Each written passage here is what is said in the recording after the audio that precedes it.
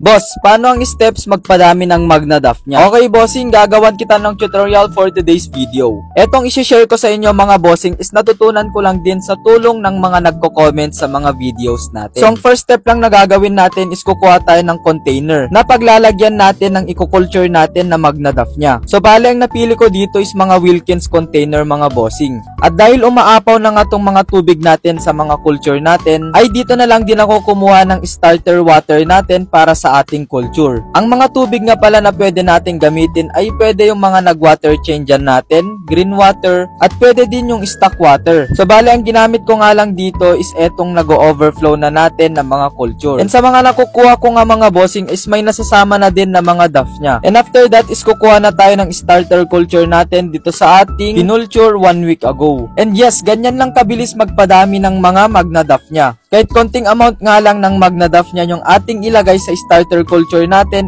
is 1 week lang is mapupuno na yan. So bale, like, comment, share para ipakita ko sa inyo kung ano yung pinapakain ko sa ating culture. So hanggang dito na lang muna ulit ang Ken & 8 Aquatics. Maraming salamat sa lahat ng sumusuporta at nagtitiwala sa Ken & 8 Aquatics.